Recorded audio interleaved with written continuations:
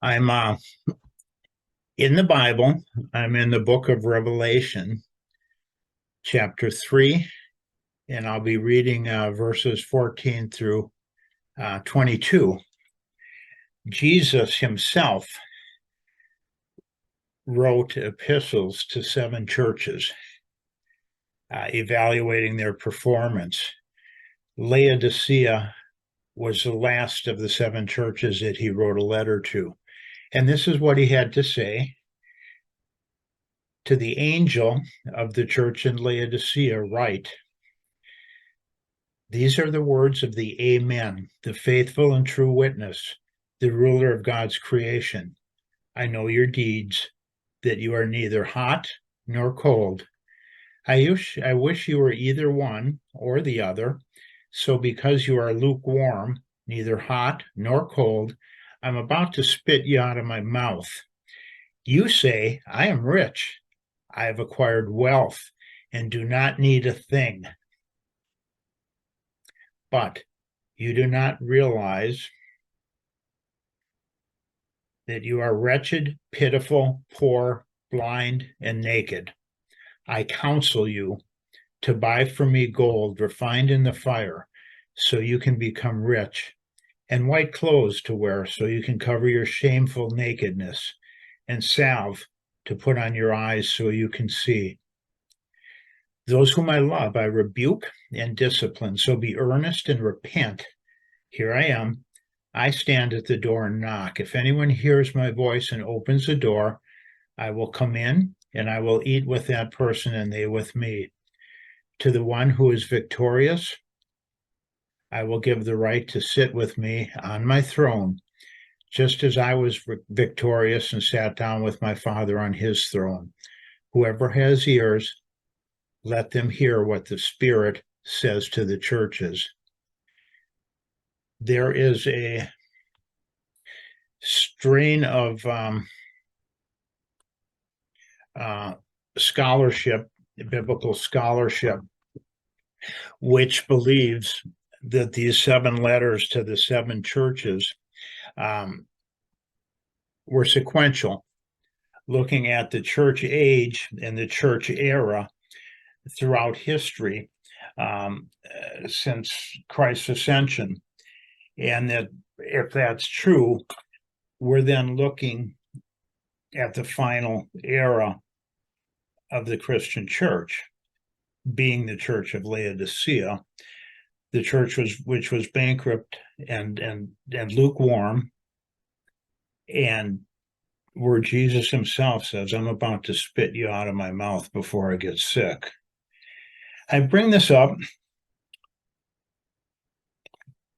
because there is an old admonishment that I grew up with. And I think probably most of the people that may trip over this video have heard it.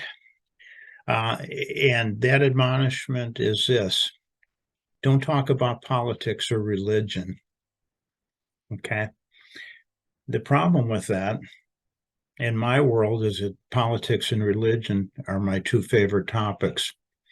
And they're also probably the 2 most important topics that affect my life and my future. And I will talk about them. What I have to say in this video is going to be challenging, to say the least. I'd rather not be taking this point of view, but I'm going to take it anyway. I intend to make a series of assertions. Most of those assertions are going to challenge anybody who hears this video. It's going to make some of you angry. It's going to make some of you incredulous. It's going to make some of you want to just switch this off and get on with your day. And it's going to make some of you want to call me names. That's all right. I'm going to make these assertions anyway. And here's my challenge and my invitation, really. Rather than just react emotionally to what I have to say and the assertions that I make, I would implore you to prove me wrong. Please prove me wrong.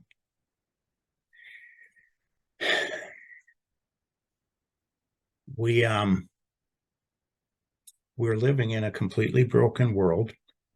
It's January of 2024.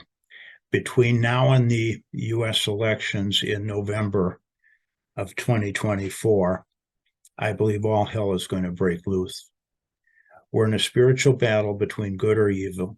It's being played out in the physical world, and neither side can afford to lose. They're pulling out all the stops. Evil is rampant, and our churches will not take a stand.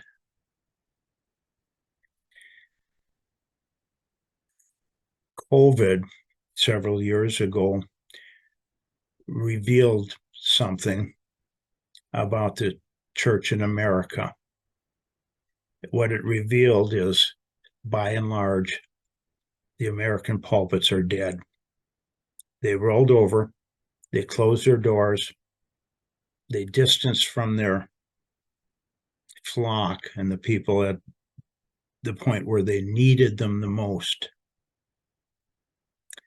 They made excuses, and this is the excuse I heard.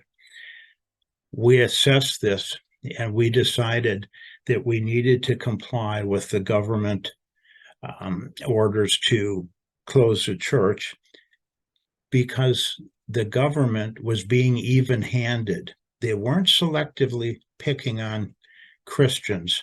They were applying the same standard across the board, and so we felt it was the right thing to do to comply. It was too late at that point to simply point out that the Roman emperors were completely even-handed as well. They commanded every year that everybody burn incense and proclaim Caesar as Lord. They didn't make any exceptions. They were completely even-handed about it. But it was the Christians who said, no, Caesar is not our God. We will not comply. They went to the lions' dens. They went into the gladiator games. They were lit on fire as human torches. They were crucified, burned at the stake. And as a result, the gospel of Jesus Christ spread across the empire because these people were willing to accept whatever consequences the government could impose on them rather than betray their faith or the people that they loved or the gospel that they were trying to live out to invite people back into a reconciled relationship with God. That was more important to them than their church buildings, more important than their wealth, their health, or their lives. And so they chose not to comply. Here's the assertions I want to make. Politically, we in America and across most of the world are under tyranny.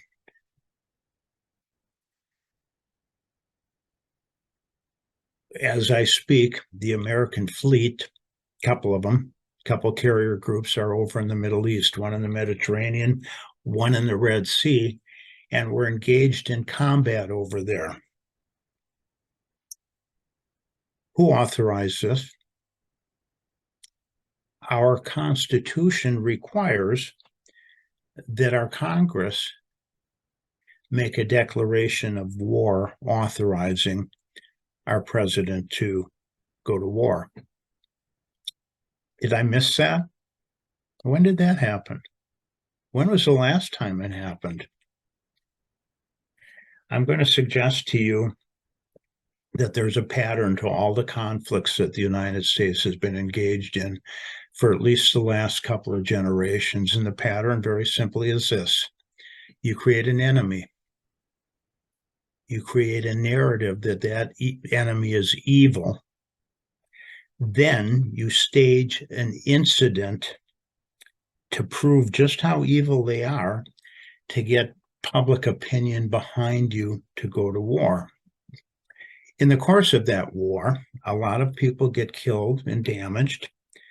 Our best and noblest and most patriotic young people rally to the flag, believing that their cause is right, and are sent into the meat grinder.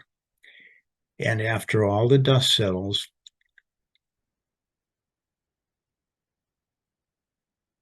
the only thing we've accomplished was to make a whole lot of money for a lot of very evil people. World War II, it turns out,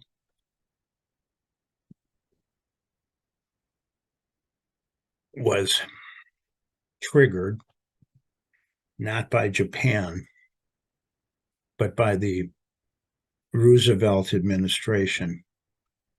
There's a memo now on record by I believe it was a Colonel McCullum, an intelligence officer, who said, here's how we trigger Japan to attack us. And he wrote an 8-point memo. Roosevelt adopted that memo, believing that we should go to war. Now, Germany and Japan may have been evil. It might have been inevitable that we needed to go to war with them to save civilization. There's certainly evidence that Hitler was evil. But the problem is that decision should have been made by the American people in an honest, open debate. Instead, Roosevelt moved our Pacific Fleet to Pearl Harbor, moved the aircraft carriers out of the way, and then set up a series of things, including an embargo of Japan to starve them, to get them to attack us. Our fleet at Pearl Harbor was bait. Our president sacrificed close to 3,000 American service people to get us into that war. In Vietnam, it was a Gulf of Tonkin incident, which never happened. We were told that the North Vietnamese attacked one of our naval vessels with torpedoes. The captain of our ship is on record years later as saying it never happened. That incident was used by Lyndon Johnson to gain support for the Tonkin Gulf resolution, giving him war powers. It turns out that one of the reasons that our government murdered President Kennedy is he was pulling us out of Vietnam, and he was trying to negotiate even with the communists, particularly Nikita Khrushchev, for a way to coexist without starting to exchange nuclear weapons. The last book I read on this indicated that the powers that be believed they had to take out JFK, among other reasons, because the contracts, the military-industrial contracts to arm ourselves for a war in Vietnam had already been signed.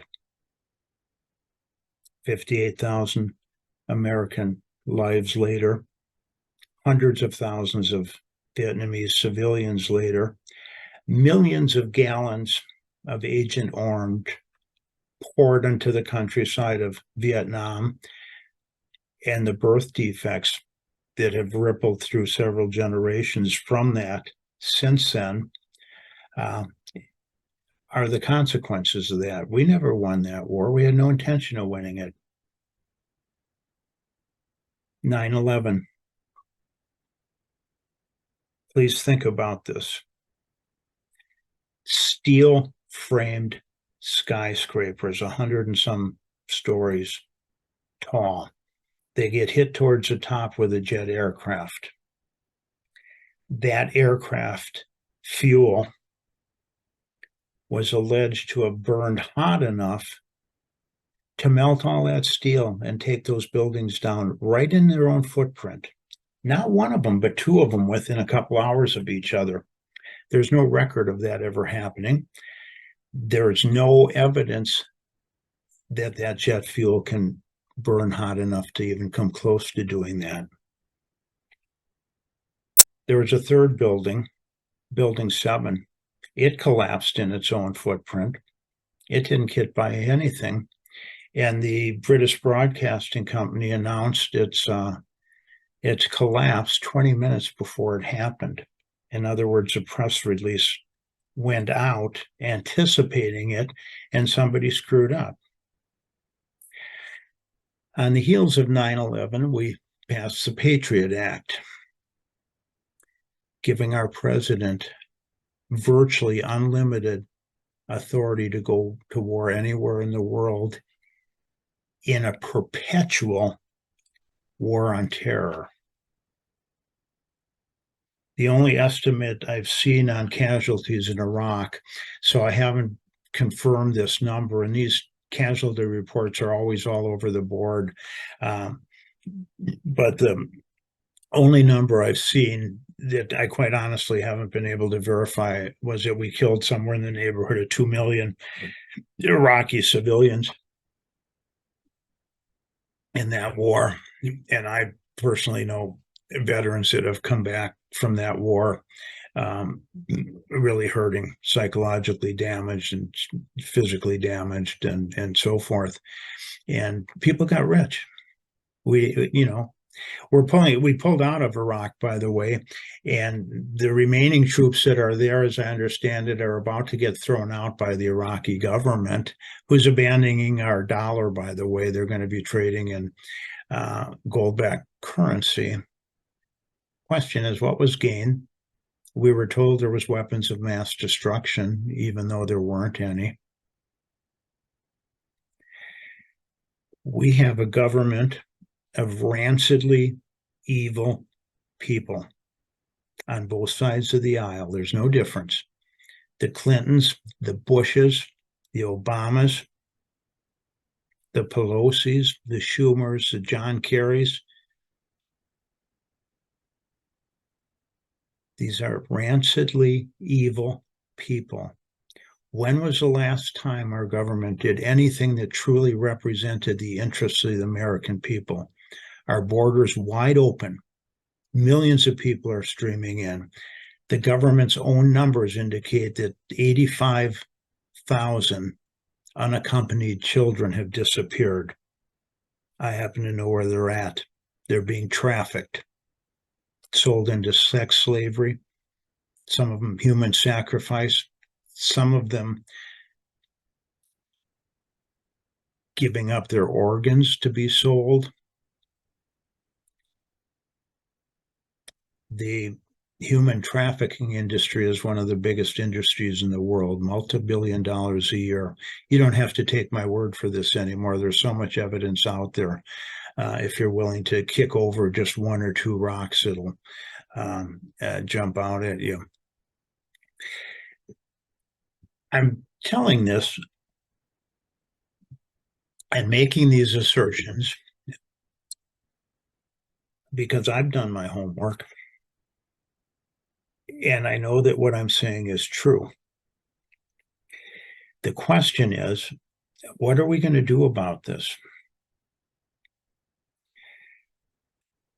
I read from Revelation as an indictment against the church in America. If we're looking for our church leadership to stand up and provide a moral compass, don't you think they would have done so by now? All these wars, all this human trafficking, our cities being destroyed, our government has run up a debt of $30 trillion that we can't even begin to pay. We can't tax our way out of that.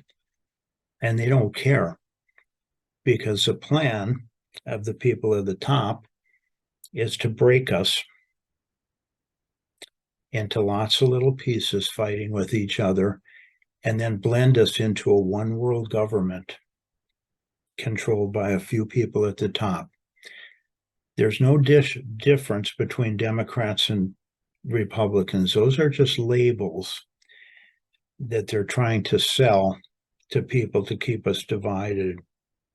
The Bushes, the Clintons, the Obamas, they are all hand in glove together in the same evil gaggle of reprobates. There's a tendency on all of our parts to want to right wrongs and insist on justice. And once we recognize just how evil people in power are, we'd like to see them hung. It's not necessary. It's not necessary that we hang these people or shoot them. God's going to deal with them. I think it's Psalm 74. I don't know if I've got that here or not, but Psalm 74, the psalmist writes, he was distressed that the evil people seemed to thrive. They lived in luxury while the rest of the people suffered. And he wondered, where's justice? When is there justice? These people just go from bad to worse, and they're never held accountable. And then he said, then I stood in the sanctuary of God, and I understood their final destiny. God's going to deal with these people, all of them. There's a lake of fire waiting forevermore. Revelation also says there's a banner over the gates of hell. It says, abandon hope, all who enter here. It's a one-way trip. These people will stand before God. They will be judged, and they will be cast into a lake of fire forevermore. We don't have to worry about God's justice. What we have to worry about is, how do we deal with the evil in our world?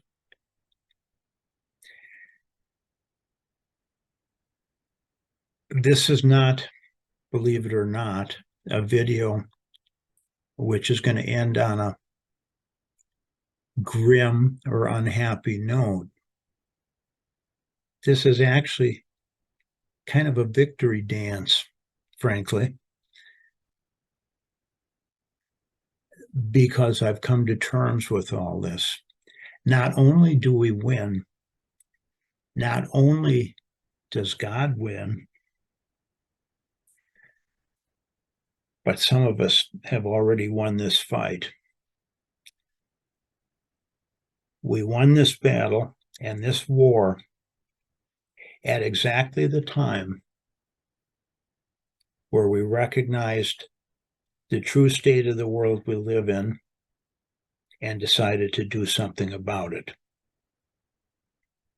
We stood up, started speaking the truth, started taking care of people, and we made a decision to trust God. And we will not quit. We will not back down.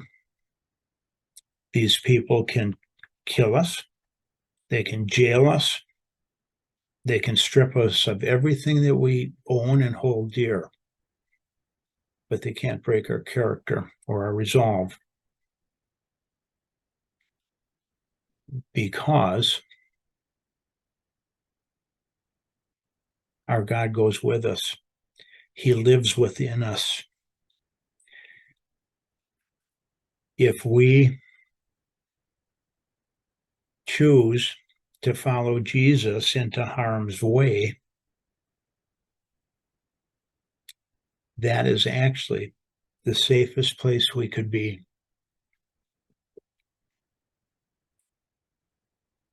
There is no safer place than being next to your Savior. And if you're looking for him, you'll find him in the front lines of the battle, wherever the battle is morally. Please look at the life of Christ. Read a gospel. See how he lived. He was out in the streets. He spent very little time in church. The last week of his life, he was in the temple courts teaching people, but his life was out in the streets ministering to people, taking care of their needs, telling them the truth, inviting them into a relationship with God. He knew they were going to kill him. It didn't throw him off stride in the least. He won long before they ever crucified him and before he ever came out of the grave. His character was his victory. There are people that I'm running into now, and they're all over our country. They're standing up. They're casting off their fear. They're taking a look at their leadership and saying, nah.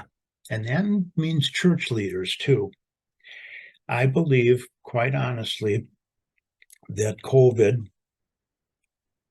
exposed the dead pulpits of America when nearly all the churches complied, shut down, and turned their backs on the very people who needed them the most.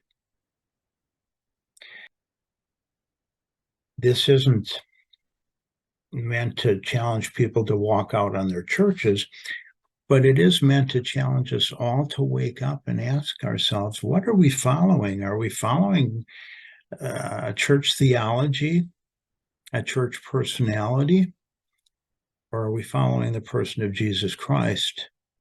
If we are following the person of Jesus Christ and we dig into the gospel to see how he lived and what he's calling us to do and how he's calling us to challenge people with truth and invite them into a relationship with God and say, look, there's a way out of all of this. If we look at that person of Jesus Christ and the pattern he established for us, it's going to change us. It's going to change how we view our church experience.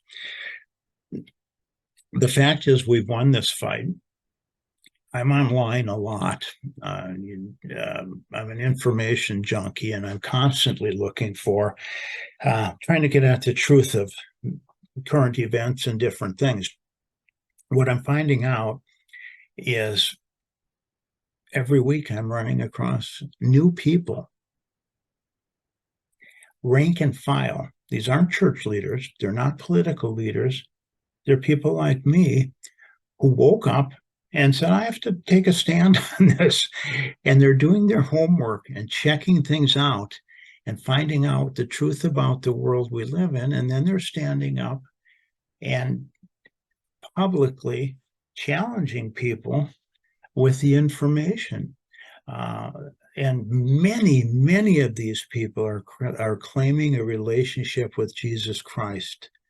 What we're finding, and back during the COVID, I don't think there was a week that went by that I didn't run into somebody that walked out of their church in total disgust because they felt abandoned by their leadership.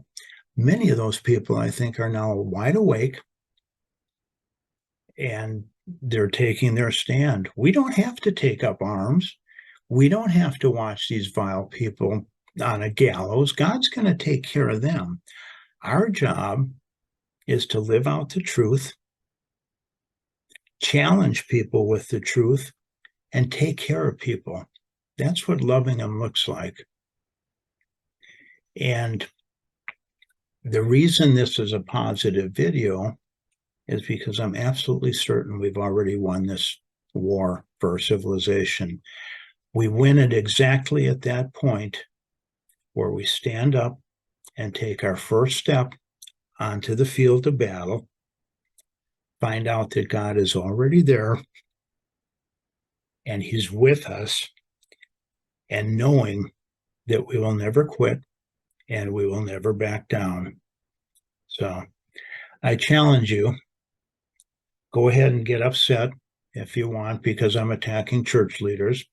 You can get mad at me because I'm calling our government officials evil and rancid, which they are. But I'm challenging you and imploring you to do your homework and prove me wrong. I built a website called truheart.net, truhert.net, and I post links to a lot of my supporting information. It's like a personal library for me. And you can check some of this stuff out there. There's lots of supporting information for whatever I've said. I don't think there's been a war going back to at least the Spanish-American War in 1898 that we didn't trigger for profit. Follow the money, follow the power. Or follow Jesus Christ into the streets. One more quick story. In the Bible, the Old Testament, God had led the Israelites out of Egypt and slavery. He built their civilization over 40 years in the desert until a new generation came up. They then crossed the Jordan River to enter the promised land and conquer it. God says, I'll be with you. In fact, I'll go ahead of you. So they crossed the Jordan River and they were camped in the plains in front of the city of Jericho, a fortified city with massive walls. And the night before battle, Joshua, who was the leader at that time, apparently was restless. He left the camp and apparently was walking out on the plains of Jericho and looking at the city walls, probably wondering what it's going to take. He met a man, a warrior, with a shimmering sword. He said, "Who are you? Are you for us or are you against us?" The man responded, Take off your shoes. You're standing on holy ground." Angels don't command people to take off their shoes in reverence. This was a theophany.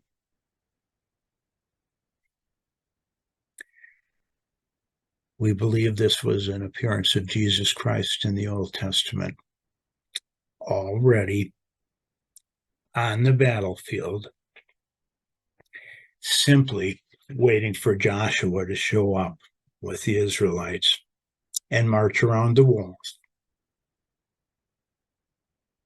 They do their part and God will hand them the victory. My challenge to all of us is, are we willing to follow Christ when it hurts? Are we willing to follow Christ into the line of fire?